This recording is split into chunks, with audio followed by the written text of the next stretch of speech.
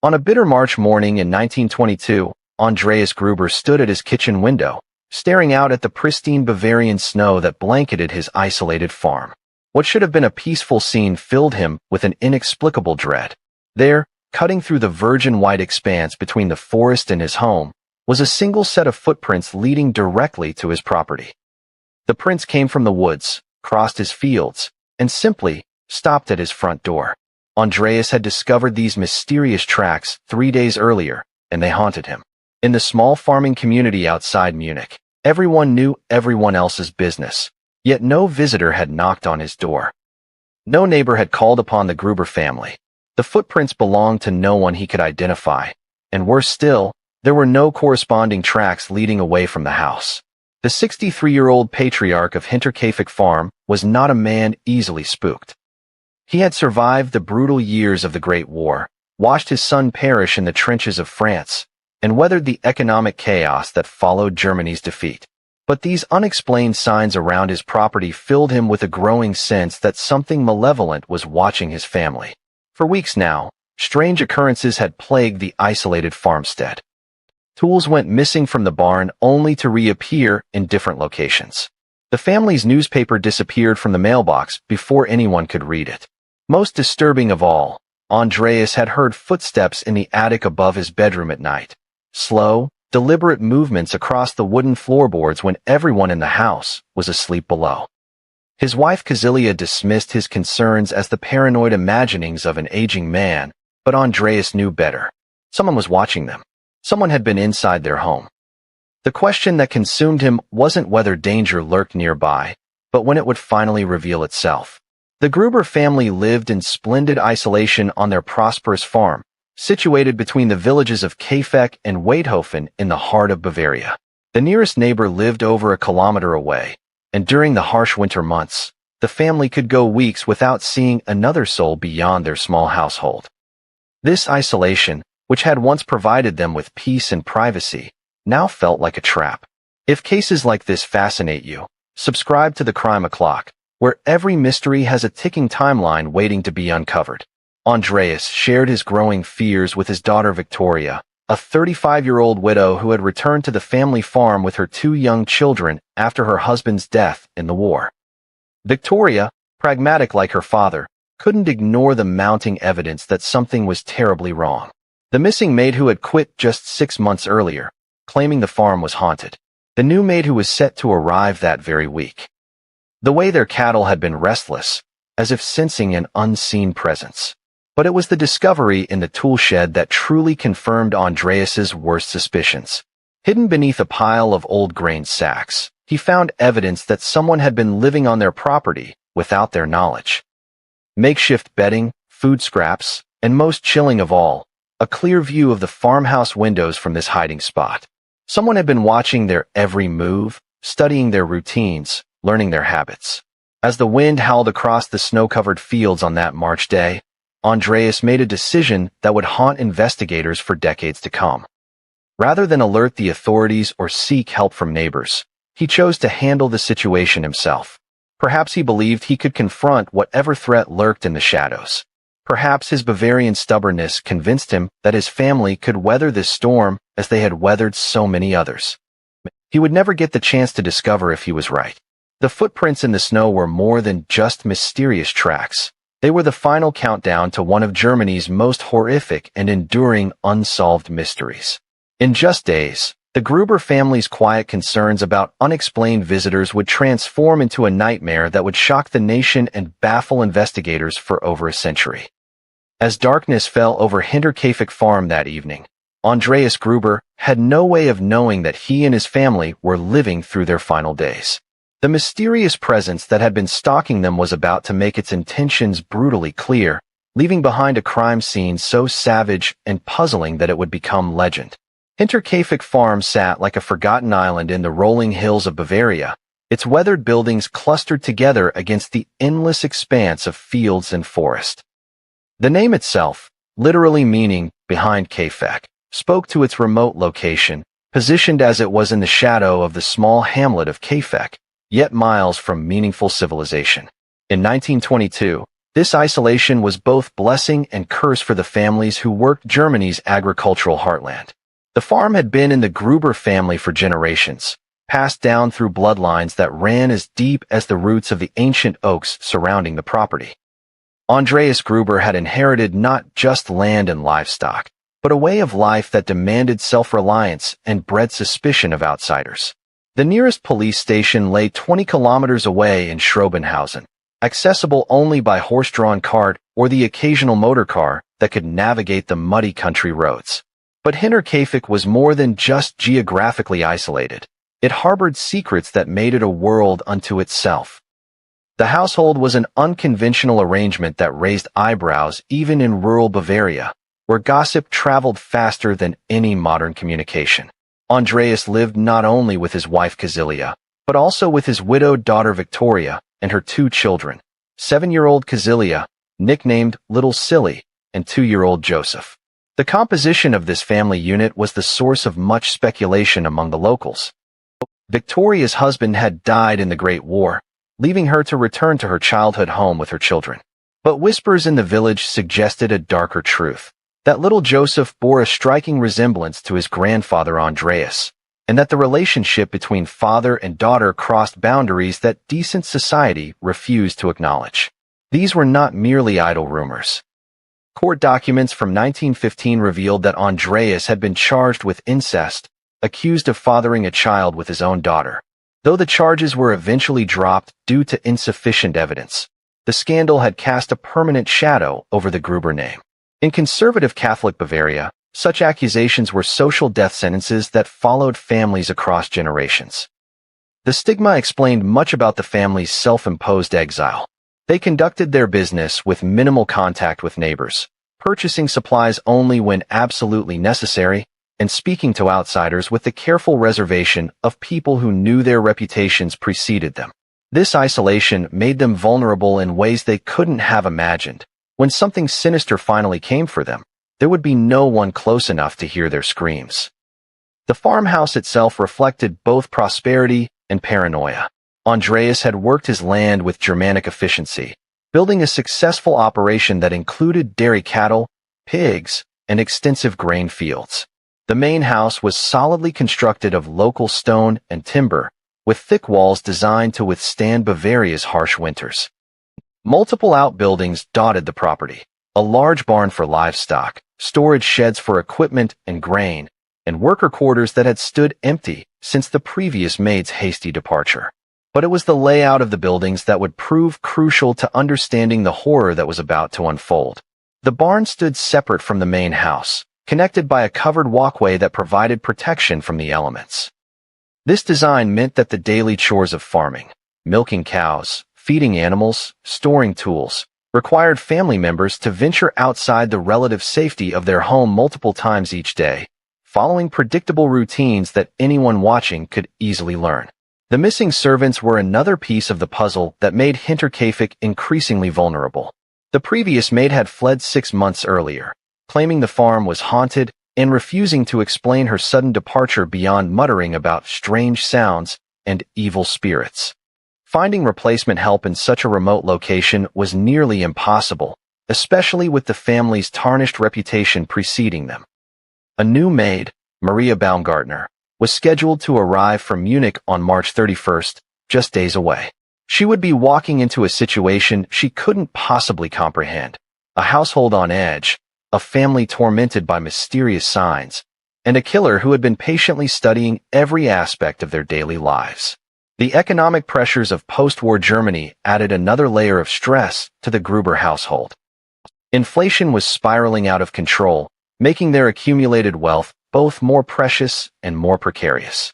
Andreas kept substantial sums of money hidden throughout the property, a practice that provided security in uncertain times but also made the family a target for anyone desperate enough to take what they had built.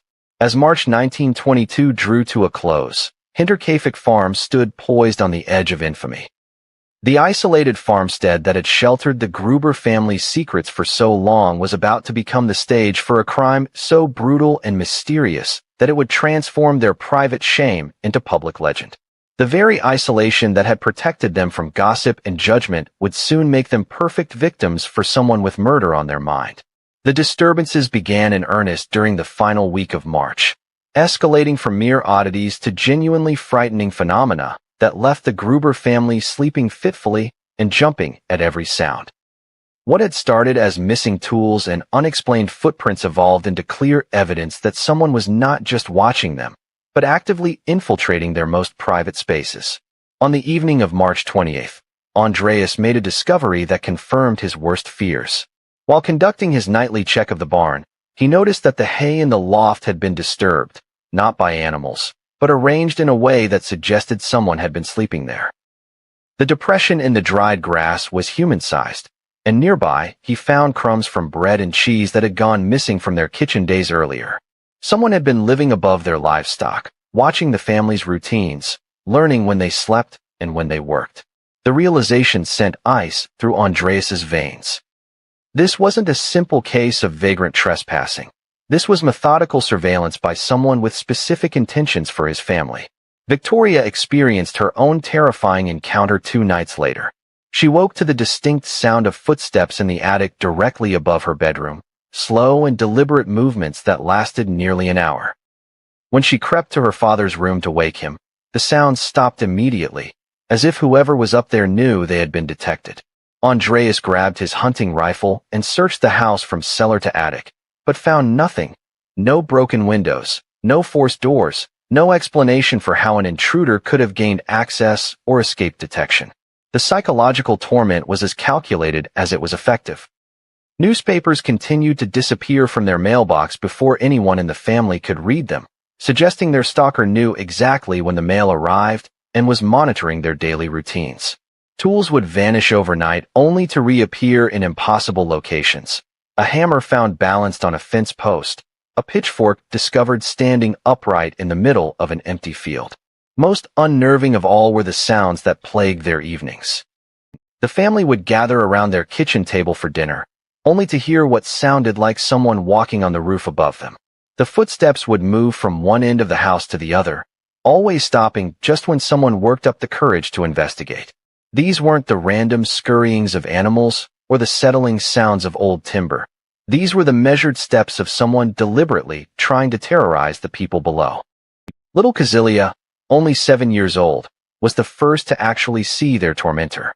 On the afternoon of March 30th, she ran breathless into the kitchen, claiming she had seen a man watching her from the edge of the forest. When her mother Victoria rushed outside to look, she found only trees and shadows, but the child's terror was genuine. She described a figure in dark clothing who had stood motionless among the pines, staring directly at her as she played in the yard. The family's isolation, once a source of pride and privacy, now felt like a trap closing around them. Their nearest neighbors lived over a kilometer away, too distant to hear calls for help or notice anything amiss. The muddy spring roads made travel difficult, and with no telephone connections reaching their remote corner of Bavaria, they were truly cut off from the outside world. Andreas made the decision that would seal their fate. He chose not to involve the authorities. Perhaps his pride prevented him from admitting he couldn't protect his own family. Perhaps the scandal that had followed them for years made him reluctant to invite official scrutiny into their lives. Or perhaps he simply couldn't imagine that the mysterious harassment would escalate beyond psychological intimidation into actual violence. Instead, he took precautions that proved woefully inadequate. He moved his hunting rifle to his bedroom and instructed Victoria to keep the children close to the house at all times. He reinforced the locks on their doors and windows, not realizing that their stalker had already found ways to come and go without using conventional entry points. Most tragically, he decided the family would handle the situation themselves until the new maid arrived, as if an additional witness would somehow provide protection against whatever evil had fixed its attention on them. The psychological warfare reached its crescendo on the night of March 31st, just hours before Maria Baumgartner was scheduled to arrive from Munich to begin her employment. The entire family was awakened by sounds coming from the barn, not the usual noises of restless livestock, but the distinct sound of someone moving through their stored grain and equipment. When Andreas peered from his bedroom window, he could see a faint light moving inside the barn, as if someone was conducting a thorough search of their property. This time, he didn't hesitate. Grabbing his rifle and a lantern, Andreas ventured into the cold night air, determined to confront whatever threat had been tormenting his family. Victoria watched from the window as her father's light disappeared into the barn, then waited in growing terror as minutes stretched into an hour with no sign of his return. When Andreas finally came back to the house, he was pale and shaken. He had found evidence of an extensive search, grain sacks moved, tools rearranged, even personal items that had been stored in the barn examined and discarded. But the intruder had vanished, leaving behind only the clear message that nowhere on their property was truly safe. None of them slept that night. They huddled together in the kitchen, listening to every creak of the old house, every whisper of wine through the eaves. They were waiting for dawn, waiting for the new maid to arrive, waiting for some sense of normalcy to return to their lives. They had no way of knowing they were living through their final hours. April 1st, 1922 dawned gray and unremarkable across the Bavarian countryside, but for the residents of nearby villages, it would become a date forever burned into local memory. The morning brought with it an eerie stillness that seemed to blanket Hinterkaifeck farm like a shroud, though none of the neighboring farmers could have known that 6 lives had already been extinguished in the darkness of the previous night. Maria Baumgartner stepped off the train in Schrobenhausen at precisely 9:30 that morning, carrying a worn leather satchel and harboring high hopes for her new position. The 24-year-old had traveled from Munich specifically to work as a maid for the Gruber family, enticed by the promise of steady wages and room and board in the countryside. She had no knowledge of the family's troubled reputation, no awareness of the strange events that had plagued the farm in recent weeks. The journey to Hinterkaifeck required a combination of local train connections and a final stretch by horse-drawn cart. As Maria bounced along the rutted country roads, she noticed how isolated the landscape became with each passing kilometer. The scattered farmhouses grew fewer and more distant, until finally, she could see nothing but rolling fields and patches of dense forest stretching to the horizon. When her hired cart finally turned up the dirt lane leading to the Gruber property, Maria's first impression was of a prosperous but eerily quiet farm. The buildings appeared well-maintained, the fields showed signs of careful cultivation, and livestock dotted the pastures. Yet there was no sign of human activity anywhere on the property. The cart driver, a local man named Johann Weber, seemed eager to complete his delivery and depart.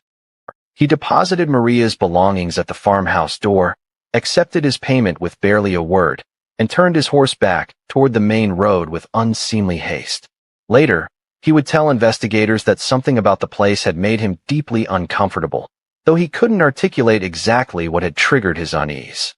Maria knocked firmly on the front door of the farmhouse, then waited in the growing silence. No footsteps approached from within, no voices called out in greeting. She knocked again, louder this time, and called out her name and the purpose of her visit. Still nothing. Confused but not yet alarmed, Maria walked around the property, checking the barn and outbuildings for any sign of the family. The livestock appeared to have been recently tended. The cows had been milked, the pigs fed, but the human inhabitants were nowhere to be found.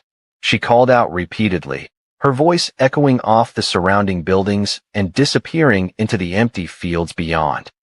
As the hours passed, Maria's confusion transformed into genuine concern. She had arranged her arrival for this specific date, confirming the details in multiple letters with Andreas Gruber himself. The family knew she was coming, yet they seemed to have simply vanished from their own property. By late afternoon, with still no sign of the Gruber family, Maria made the difficult decision to seek help from the nearest neighbors. The walk to the Schlittenbauer farm took nearly an hour across muddy fields and rough country paths, but she was desperate for answers, or at least confirmation that she hadn't misunderstood her employment arrangements. Lorenz Schlittenbauer, a neighboring farmer who had known the Gruber family for years, listened to Maria's story with growing alarm. Andreas was known for his punctuality and reliability. Disappearing without explanation was completely out of character. Moreover, Schlittenbauer had expected to see Andreas at the local market that morning, where he typically sold eggs and milk to supplement the farm's income. More troubling still, Schlittenbauer revealed that he hadn't seen smoke rising from the Hinterkaifeck chimney for the past 2 days, unusual for a household that relied on wood-burning stoves for cooking and heating.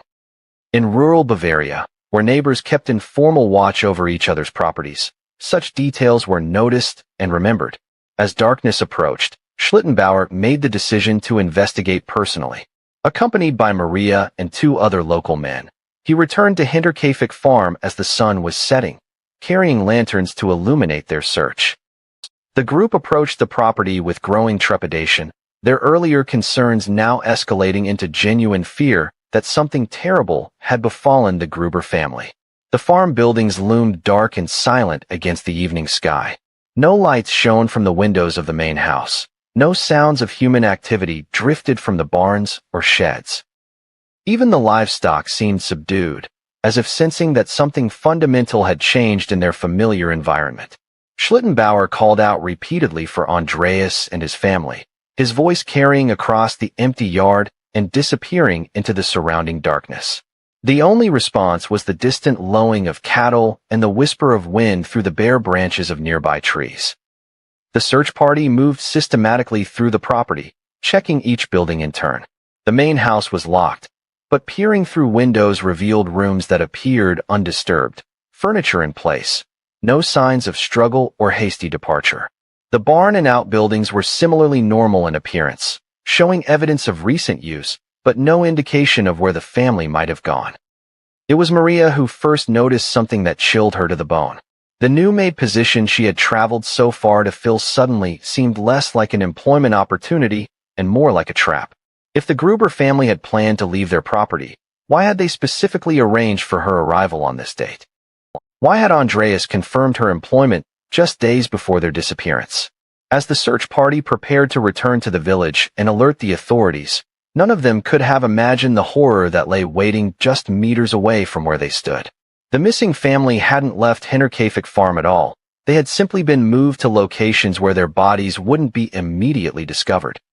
The peaceful Bavarian countryside was about to yield one of the most savage and mysterious crime scenes in German history. The morning of April 4th brought Inspector George Gruber and his team of investigators to Hinterkaifeck Farm, their official vehicles churning up clouds of dust as they navigated the rough country roads. What had begun as a missing persons inquiry was about to transform into one of the most bewildering murder investigations in Bavarian history.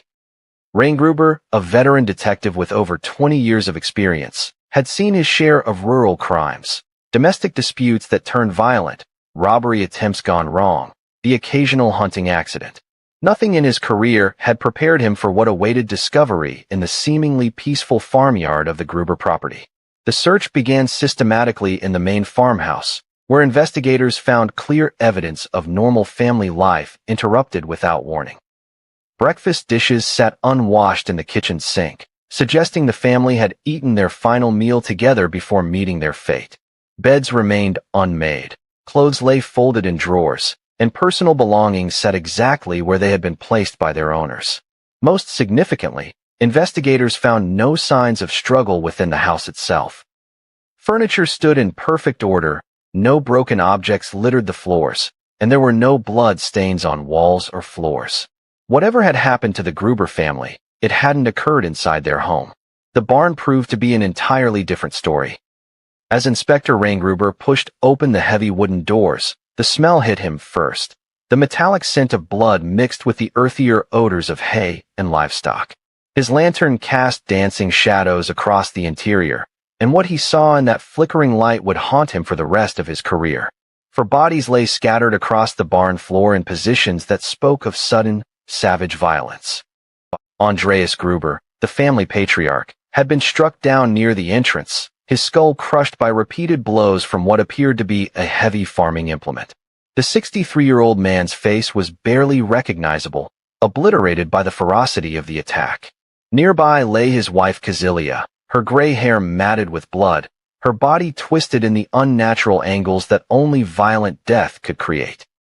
At 62 years old, she had tried to flee deeper into the barn, but her attacker had caught her before she could escape or call for help.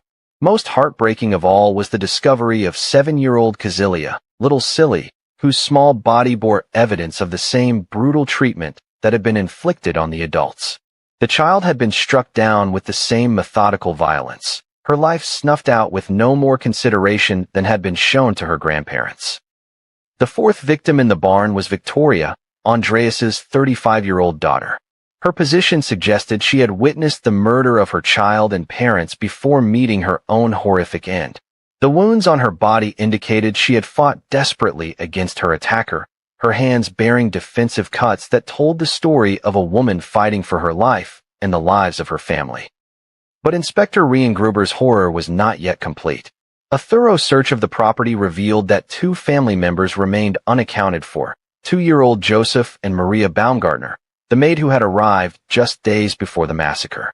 The search for the remaining victims led investigators to the most disturbing discovery of all. In a small storage room adjacent to the main house, they found the bodies of baby Joseph and Maria Baumgartner. The positioning of these bodies would provide crucial clues about the timeline and methodology of the murders. Little Joseph had been killed in his bed, struck down while he slept. The brutality shown toward a 2-year-old child spoke to a level of cold-blooded calculation that defied comprehension. The killer had methodically moved through the household, eliminating every witness without regard for age or innocence. Maria Baumgartner's body told perhaps the most chilling story of all. The young woman had clearly survived for some time after the initial attack on the family, as evidenced by the different stages of decomposition. This meant she had been alive while 4 members of the Gruber family lay dead in the barn, possibly for hours or even days, before meeting her own violent end. The implications were staggering. The killer had not simply committed a frenzied attack and fled. Instead, they had methodically eliminated the entire household over an extended period, showing a level of planning and cold determination that suggested this was far more than a simple robbery gone wrong. Physical evidence at the scene painted a picture of calculated brutality.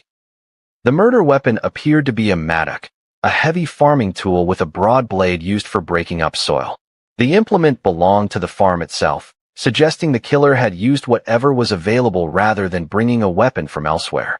Blood spatter patterns throughout the barn indicated the victims had been attacked in sequence, with each murder carried out while previous victims lay dying nearby.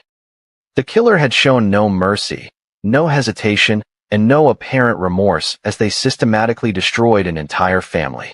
Perhaps most disturbing of all, investigators found evidence that someone had remained on the property after the murders were complete. The livestock had been fed and cared for, suggesting the killer had stayed at Hinterkaifeck farm for days after the massacre, living among the corpses and maintaining the appearance of normal farm operations. This wasn't just murder. It was a complete erasure of human life carried out with methodical precision by someone who felt no urgency to flee the scene of their crimes. As Inspector Gruber stood in the blood-soaked barn, surveying the carnage that had befallen the Gruber family, he knew he was facing a case unlike any other in his career. The sheer brutality of the crimes, combined with the calculated nature of their execution, suggested they were dealing with a killer whose motivations went far beyond simple robbery or passion. The peaceful Bavarian countryside had been shattered by an act of evil so profound that it would echo through generations. The forensic examination of the Hinterkaifeck crime scene revealed details so disturbing that Inspector Gruber ordered several of his younger investigators to leave the barn entirely. What emerged from careful analysis of the physical evidence was a picture of methodical slaughter that had unfolded over several hours, possibly extending across multiple days, with a precision that suggested intimate knowledge of the victim's routines. The blood spatter patterns told the story of the massacre in horrific detail. Andreas Gruber had been the first to die, struck down as he entered the barn for what should have been routine evening chores. The positioning of his body and the concentration of blood near the entrance suggested he had been ambushed by someone who knew exactly when he would arrive and which door he would use. The mattock used in the killings bore traces of blood from all 6 victims, indicating the killer had used the same weapon throughout the massacre. More chilling still, the implement had been carefully cleaned between some of the murders, suggesting the perpetrator had taken breaks during their deadly work. This wasn't the frenzied attack of someone overcome by sudden rage. It was the methodical elimination of human lives carried out with disturbing patience. Casilia Gruber's wounds revealed she had lived for several minutes after the initial attack, crawling across the barn floor in a desperate attempt to escape or hide. The trail of blood showed she had made it nearly to the far corner before her attacker caught up and delivered the killing blow. In her final moments, the 62-year-old woman had fought for her life with every ounce of strength she possessed. The attack on 7-year-old Casilia proved to be the most emotionally devastating aspect of the investigation for the examining officers. The child's defensive wounds indicated she had been awake and aware of what was happening to her family. She had tried to shield herself with her small hands, but the killer had shown no mercy to the terrified little girl. The brutality inflicted on someone so young spoke to a level of evil that transcended normal criminal motivation. Victoria's body bore evidence of the most prolonged struggle. Her fingernails contained traces of fabric and skin, indicating she had fought desperately against her attacker. The positioning of her wounds suggested she had witnessed the murder of her daughter before meeting her own fate, living through the ultimate nightmare of any parent. The killer had forced her to watch little Casilia die before ending her own life. But it was the discovery of 2-year-old Joseph's body that provided the most crucial timeline evidence. The infant had been killed in his crib inside the main house, and the state of decomposition indicated his death had occurred several hours after the barn murders. This meant the killer had completed the massacre of 4 family members, then calmly walked to the house and murdered a sleeping baby. Maria Baumgartner's fate was perhaps the most horrifying of all. The forensic evidence suggested she had survived the initial night of killing, hidden somewhere on the property while her employer's family lay dead in the barn. The different stages of decomposition between her body and the others indicated she had lived for potentially 2 or 3 days after the first murders. This revelation transformed the entire understanding of the crime. The killer hadn't simply murdered 6 people and fled. They had remained on the property, searching for the missing maid while maintaining the farm's daily operations. The livestock had been fed, the cows milked, and the property kept in normal working order while Maria cowered somewhere in hiding.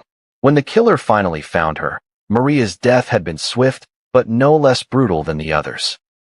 Her body showed evidence of a single, devastating blow that had crushed her skull instantly. After days of terror, hiding and praying for rescue that never came, the young woman's ordeal had ended in the same savage manner that had claimed the entire Gruber family. The extended timeline raised disturbing questions about the killer's state of mind. Living on the property for days among the decomposing bodies, continuing the routine farm chores, and systematically hunting for the final witness suggested someone completely disconnected from normal human emotion. This wasn't a crime of passion or desperation. It was the work of someone who viewed murder as simply another task to be completed with thoroughness and efficiency. Physical evidence throughout the property painted a picture of meticulous planning. The killer had possessed detailed knowledge of the family's daily routines, knowing exactly when Andreas would check the barn, where each family member slept, and how to move through the buildings without being detected until it was too late. Investigators found traces of the mysterious stalker who had been terrorizing the family in their final weeks. The makeshift bedding in the hay loft showed signs of extended occupation, suggesting someone had been living on the property and observing the family for potentially weeks before striking. Food scraps and personal items hidden throughout the buildings indicated the killer had been preparing for an extended stay. Most unnervingly, the killer appeared to have used the family's own routines against them. The barn massacre had occurred during evening chores when the family members would naturally be separated and vulnerable. The timing ensured that each victim could be isolated and eliminated before others realized what was happening. The crime scene also revealed evidence of robbery, but not in the pattern typically seen in rural break-ins. Money had been taken from various hiding places throughout the property, but valuable items like jewelry and farming equipment had been left untouched. This suggested the killer knew specifically where the family kept their cash reserves, knowledge that could only come from extensive surveillance or inside information. As Inspector Gruber compiled his initial findings, one fact became inescapably clear. The Hinterkaifeck murders represented something far more sinister than a random act of violence. The methodical planning, intimate knowledge of the victims, and calculated brutality pointed to a perpetrator with specific motivations and a complete absence of human conscience. The killer had turned a family's isolated sanctuary into their tomb, and somewhere in the Bavarian countryside, they remained free to strike again. Inspector George Gruber stood in the center of Hinterkaifeck's blood-soaked barn, methodically documenting every detail of what would become one of Germany's most perplexing criminal investigations. The magnitude of the crime, 6 family members brutally murdered over multiple days by an unknown assailant who had vanished without a trace, demanded resources and expertise far beyond what the small Bavarian police force could provide. Within hours of the discovery, investigators from Munich's criminal police arrived to assist with the forensic examination. Dr. Johann Baptist Neumayer, one of Bavaria's most respected forensic pathologists, traveled from the city to personally conduct the autopsies. His preliminary findings confirmed what the crime scene had already suggested. They were dealing with a killer of extraordinary ruthlessness and calculation. The investigation began with the basics, establishing a timeline, identifying potential witnesses, and cataloging physical evidence. But from the very first day, investigators encountered obstacles that would plague the case for decades. The remote location meant there were no casual witnesses to the crimes, no one who might have seen strangers in the area or noticed unusual activity at the farm. The extended timeline of the murders presented its own challenges. If Maria Baumgartner had indeed survived for days after the initial massacre, why hadn't she managed to escape or summon help? The nearest neighbor lived only a kilometer away, easily walkable for a desperate woman fleeing for her life. Yet she had remained hidden on the property until the killer eventually found her. Dr. Neumeyer's autopsy results provided crucial insights into the killer's methodology. All 6 victims had died from blunt force trauma inflicted by the same weapon, the mattock found at the scene. The angles of the wounds suggested an attacker of average height and considerable strength, capable of delivering devastating blows with farming tools. More significantly, the precision of many wounds indicated someone familiar with anatomy, possibly someone with medical knowledge or extensive experience butchering animals. The forensic examination revealed another disturbing detail. Several victims showed signs of having been struck after death. This post-mortem violence served no practical purpose in completing the murders, suggesting the killer had continued attacking the bodies out of rage, hatred, or some twisted psychological satisfaction. Inspector Gruber began constructing a list of potential suspects based on who might have possessed the necessary knowledge to carry out such a calculated crime. The killer clearly knew the family's routines intimately, understood the layout of the property, and felt comfortable remaining on the isolated farm for extended periods. This pointed to someone with a personal connection to the Gruber family or the local community. The investigation's first major breakthrough came from examining the family's financial records. Andreas Gruber had been prosperous by rural standards, keeping substantial amounts of cash hidden throughout the property. While some money had been taken during the murders, the amounts stolen were surprisingly modest given the thoroughness of the killer's search. This suggested robbery hadn't been the primary motive. The theft appeared almost incidental to the main purpose of eliminating the entire family. Local gossip provided investigators with their first concrete leads. The scandalous rumors surrounding Andreas and his daughter Victoria created a web of potential motives centered on family secrets, sexual impropriety, and the shame that had driven the Grubers into social isolation. Several neighbors mentioned seeing unfamiliar men near the property in the weeks before the murders, though descriptions were vague and contradictory.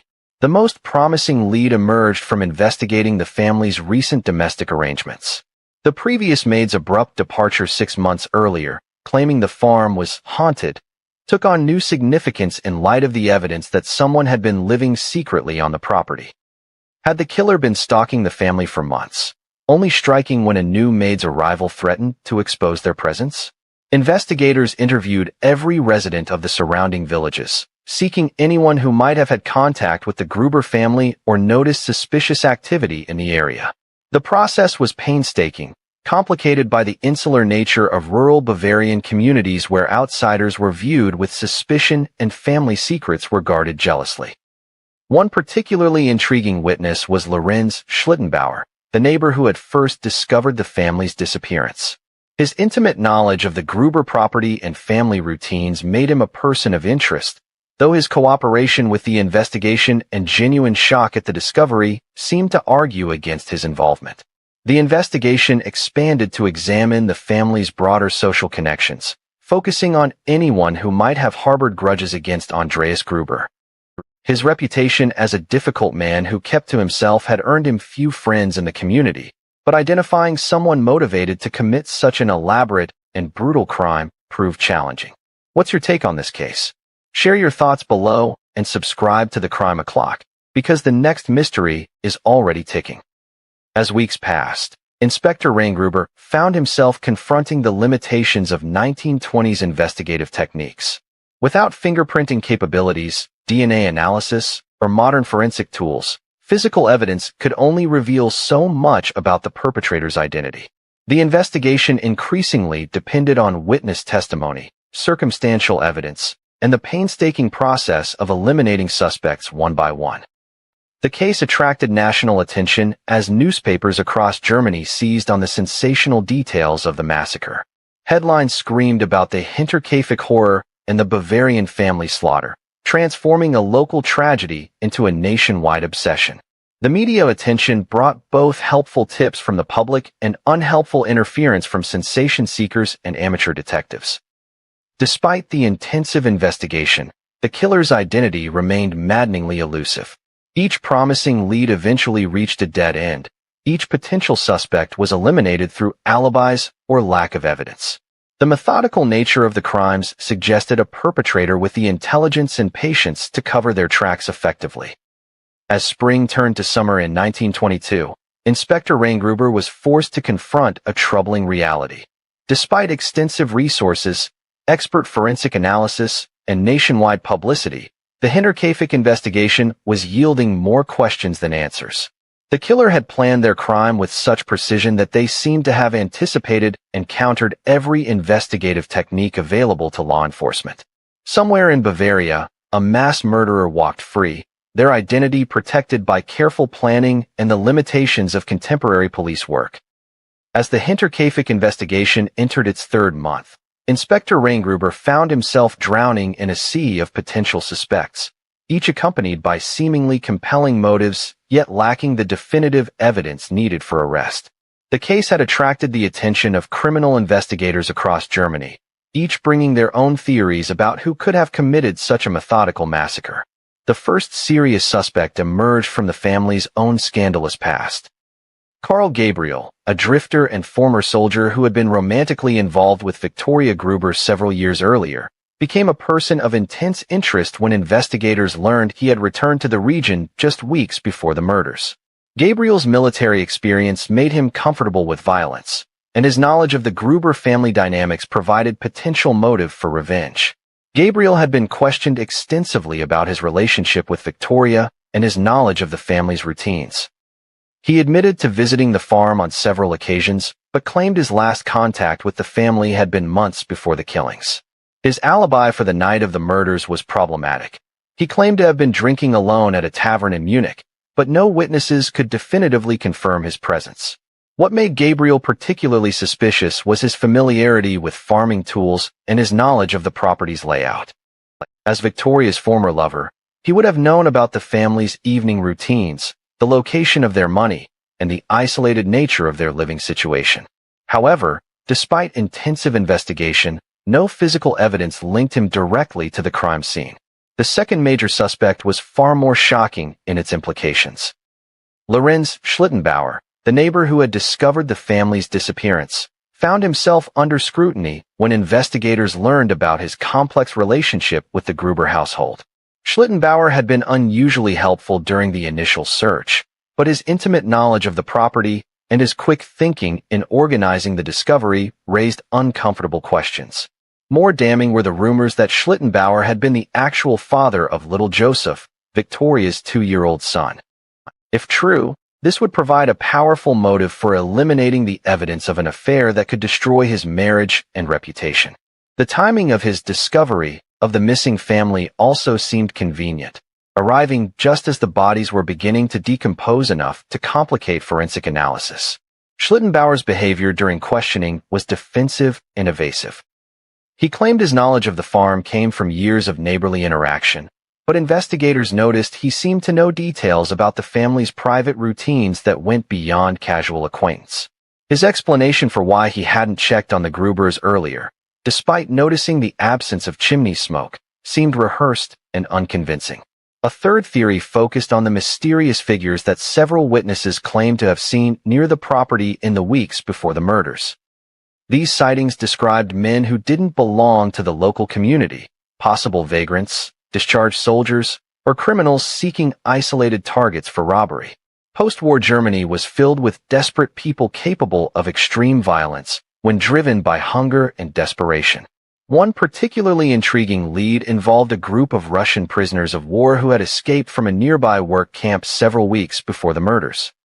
These men would have possessed military training, familiarity with violence, and desperate need for money and shelter. The calculated nature of the Hinterkaifeck killings could have been the work of soldiers accustomed to following orders and eliminating witnesses. However, extensive searches for the escaped prisoners yielded no concrete connections to the Gruber property. None of the physical evidence at the scene suggested foreign involvement, and the intimate knowledge of the family's routines seemed to argue against random criminals selecting Hinterkaifeck as a target. The investigation also explored the possibility of multiple perpetrators working together. The extended timeline of the murders, the systematic elimination of witnesses, and the maintenance of farm operations while hunting for Maria Baumgartner could indicate a coordinated effort by several individuals. This theory gained credence from witness reports of multiple strangers in the area. Dr. Neumair's forensic analysis supported the multiple killer theory in some respects while contradicting it in others. The consistency of the wounds suggested a single attacker using the same weapon throughout, but the physical demands of the crime, moving bodies, maintaining the property, conducting systematic searches, seemed beyond the capabilities of one person working alone. Another line of investigation focused on the family's business dealings and potential financial motives. Andreas Gruber's prosperity in economically troubled times had generated resentment among some neighbors. His cash reserves, carefully hidden throughout the property, could have attracted the attention of someone desperate enough to commit murder for money. Local records revealed several individuals who owed money to Andreas or had been in financial disputes with him over land boundaries and livestock sales. While most of these conflicts seemed too minor to motivate such extreme violence, economic desperation in post-war Bavaria was driving previously law-abiding citizens to increasingly desperate acts. The most disturbing theory concerned the possibility of a family member as the perpetrator. The killer's intimate knowledge of routines, access to the property, and ability to remain hidden for extended periods suggested someone with legitimate reasons to be present at Hinterkaifeck. Could one of the Grubers have survived the initial attack and subsequently killed the other family members in a fit of madness or revenge? This theory was largely discredited by the physical evidence. The positioning of bodies and patterns of wounds made it virtually impossible for any of the known victims to have killed the others. However, the possibility of an unknown family member or close associate remained tantalizingly possible. As autumn approached, Inspector Gruber was forced to acknowledge that despite extensive investigation, the Hinterkaifeck case was no closer to resolution. Each suspect possessed compelling motives and suspicious circumstances, yet none could be definitively linked to the crime through physical evidence or unshakable testimony. The methodical killer who had destroyed the Gruber family remained free, their identity protected by careful planning and the limitations of 1920s investigative techniques. The investigation would continue, but the trail was growing colder with each passing day. By the winter of 1922, the Hinterkaifeck investigation had consumed countless hours of police work, generated thousands of pages of witness testimony, and attracted the attention of criminal investigators across Europe. Yet despite the massive effort, Inspector Gruber found himself no closer to identifying the killer who had so methodically destroyed an entire family. The case that had begun with such promise was slowly transforming into a monument to the limitations of early 20th century police work. The investigation's decline began with the gradual elimination of the most promising suspects. Carl Gabriel, the former soldier with romantic ties to Victoria Gruber, was eventually cleared when investigators discovered he had been in police custody in Munich on unrelated charges during the crucial time period. His alibi, which had initially seemed questionable, proved to be ironclad when prison records confirmed his detention. Lorenz Schlittenbauer, despite remaining under suspicion for his convenient discovery of the bodies and intimate knowledge of the family, could not be connected to the crime through any physical evidence. His wife provided testimony supporting his whereabouts during the critical nights, and no witnesses placed him at Hinterkaifeck during the extended period when the killer remained on the property. The investigation into his possible paternity of little Joseph proved inconclusive, based more on village gossip than medical evidence. The escaped Russian prisoners of war were eventually tracked down and apprehended, but their recapture occurred hundreds of kilometers from Bavaria, and their movements could be accounted for during the time of the murders. They had committed other crimes during their flight, but the Hinterkaifeck massacre was not among them. One by one, each promising lead evaporated under scrutiny. Witnesses who had initially seemed credible were found to have confused dates or locations. Physical evidence that appeared significant proved to have innocent explanations. The methodical killer had covered their tracks so effectively that even the most intensive investigation of the era could find no definitive path to their identity. The case suffered another blow when key evidence began to deteriorate or disappear entirely. The crime scene itself was released back to distant relatives of the Gruber family, who quickly sold the property to buyers eager to demolish the buildings and erase the stigma associated with the massacre. The barn where 4 family members had died was torn down, eliminating any possibility of future forensic examination using more advanced techniques. Crucial pieces of physical evidence were lost or contaminated through the handling practices of the time. The murder weapon, the mattock that had killed 6 people, was returned to general police storage where it became mixed with evidence from other cases. Photographs of the crime scene, while extensive for 1922 standards, lacked the detail and precision that would become standard in later decades. Perhaps most frustratingly, the investigation was hampered by the social attitudes and limitations of rural Bavarian society. Many potential witnesses, particularly women, were reluctant to speak openly with male investigators about sensitive topics involving family secrets and sexual impropriety. The scandal surrounding Andreas and Victoria's suspected incestuous relationship created a wall of silence that protected some information from ever reaching official investigators. Local religious leaders, who wielded considerable influence in the conservative Catholic community, actively discouraged speculation about the murders, viewing the intense public interest as unhealthy fascination with evil. This moral pressure caused some witnesses to withdraw their cooperation or modify their testimony to avoid discussing details they considered inappropriate. The media attention that had initially helped publicize the case eventually became a hindrance to serious investigation. Sensationalized newspaper accounts attracted publicity seekers and false confessors who consumed valuable investigative resources. Amateur detectives and curiosity seekers traveled to the area, contaminating potential evidence sites and interfering with ongoing police work. By 1923, the active investigation had essentially ground to a halt. Inspector Gruber, promoted to other duties, handed over a case file that contained more questions than answers. His final report acknowledged the probability that the killer's identity would never be determined using the investigative tools available at the time. The case was officially transferred to Munich's Criminal Investigation Division, where it joined a growing collection of unsolved murders from across Bavaria. Periodic reviews were conducted when new information surfaced or when investigative techniques advanced, but the Hinterkaifeck file gradually moved from active case to historical curiosity. Several developments in the following decades raised hopes for renewed progress. The introduction of fingerprint analysis led to a re-examination of preserved evidence from the crime scene, but any usable prints had been destroyed by the handling practices of the original investigation. Advanced forensic techniques that emerged in the 1930s and beyond were applied to the remaining physical evidence, But the degradation of materials and contamination from multiple sources rendered most tests inconclusive. World War II brought its own complications to the case. Many of the original witnesses died during the conflict or in its aftermath, taking their memories and potential testimony to their graves. The chaos of wartime and post-war reconstruction scattered families across Germany and beyond, making it impossible to conduct follow-up interviews with people who might have possessed relevant information. The communist occupation of parts of Bavaria after the war created additional obstacles to investigation. Political suspicions and the general atmosphere of distrust made witnesses even more reluctant to cooperate with authorities, particularly regarding events that had occurred during the previous political era.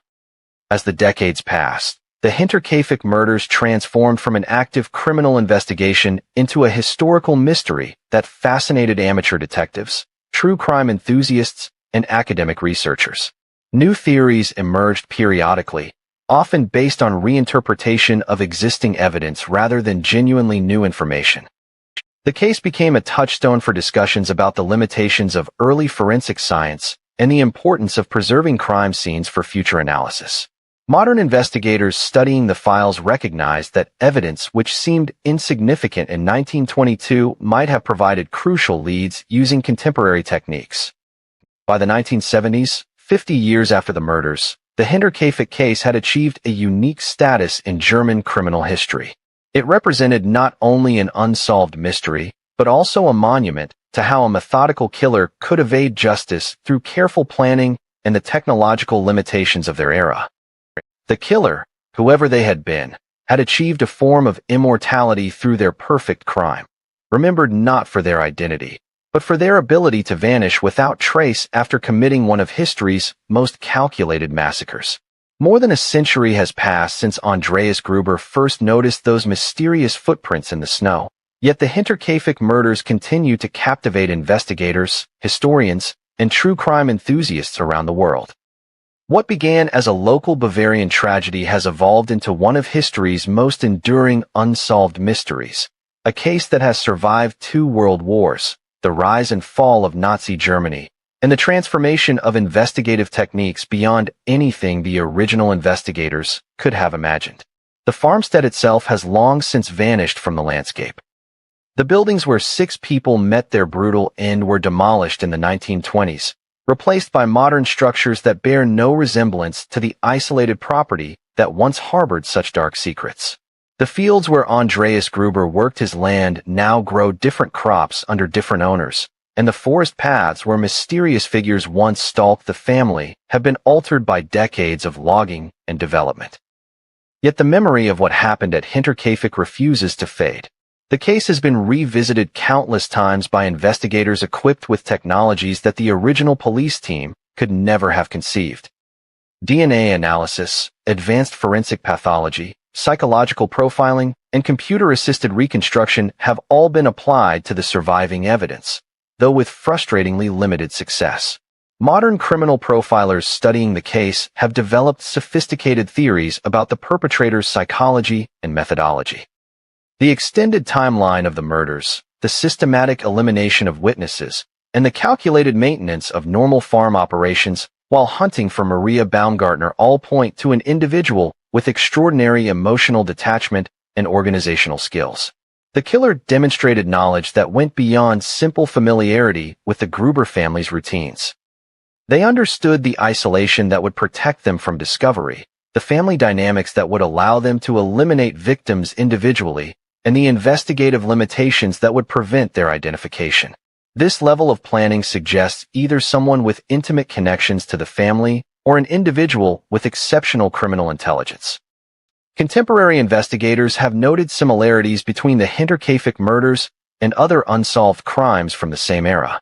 The methodical nature of the killings, the extended timeline, and the apparent comfort with remaining at the crime scene for days afterward echo patterns found in other cases across Europe during the chaotic post-war period. However, definitive connections have never been established. The case has inspired numerous books, documentaries, and academic studies, each offering new theories about the killer's identity and motivation. Some researchers have focused on the family's financial affairs, suggesting the murders were connected to hidden business dealings or debts that never came to light during the original investigation. Others have explored the possibility of connections to organized crime or political violence during Germany's turbulent post-war period. One of the most persistent theories centers on the possibility that the killer was someone who had been living secretly on the property for an extended period before the murders. The evidence of long-term surveillance, the intimate knowledge of family routines, and the comfort with remaining on the farm afterward all support this hypothesis. However, identifying who could have maintained such an extended presence without detection remains impossible. The sexual scandal surrounding Andreas and Victoria Gruber continues to generate theories about motives rooted in family dysfunction and hidden relationships. Some investigators have suggested the killer was motivated by knowledge of the incestuous relationship, either seeking to punish the family for their transgression or eliminate evidence of their own involvement in the scandal. Religious motivations have also been proposed, particularly given the conservative Catholic environment of rural Bavaria in the 1920s. The methodical nature of the killings and the apparent moral judgment implicit in destroying an entire sinful household resonate with historical cases of religiously motivated violence. Modern technology has allowed for virtual reconstruction of the crime scene and sophisticated analysis of the surviving photographic evidence.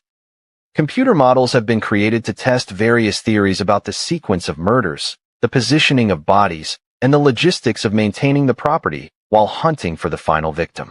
While these analyses have provided new insights into the killer's methodology, they have not revealed their identity. The case has also become a touchstone for discussions about the evolution of investigative techniques and the importance of preserving evidence for future analysis. The destruction of the crime scene and the loss of crucial physical evidence serve as cautionary tales for modern investigators who understand that today's unsolvable mystery might be tomorrow's breakthrough case. What's your take on this case? Share your thoughts below and subscribe to the Crime O'Clock, because the next mystery is already ticking. Perhaps the most haunting aspect of the Hinterkaifeck murders is how completely the killer vanished from history. Unlike many famous unsolved cases where suspects remain under suspicion or periodic developments renew hope for resolution, the Hinterkaifeck investigation has reached a state of absolute cold finality. The methodical murderer who destroyed 6 lives achieved something that few criminals in history have managed: complete and permanent anonymity. The victims, meanwhile, have achieved their own form of immortality through the enduring fascination with their fate. Andreas, Kazilia, Victoria, little Kazilia, baby Joseph, and Maria Baumgartner are remembered not for how they lived, but for how they died. Their names are known to true crime enthusiasts around the world, their final moments analyzed and debated by people who never knew they existed until violence made them famous. The Hinterkaifeck case serves as a reminder that some mysteries may never be solved, that some killers may escape justice not through luck or chance, but through methodical planning and the simple passage of time. In an era when we expect forensic science to provide answers to even the most complex crimes, the Gruber family murders stand as testament to the possibility that perfect crimes do exist. Somewhere in the records of a Bavarian cemetery lies the killer who destroyed 6 lives on a cold March night in 1922. They lived their remaining years knowing they had committed the perfect murder, taken their secrets to the grave, and left behind a mystery that would outlive everyone who ever investigated their crime. The footprints in the snow that first alarmed Andreas Gruber have long since melted away, but the questions they raised continue to echo through time, unanswered and perhaps unanswerable. In the annals of true crime, the Hinterkaifeck murders remain what they were from the very beginning, a mystery that time forgot to solve.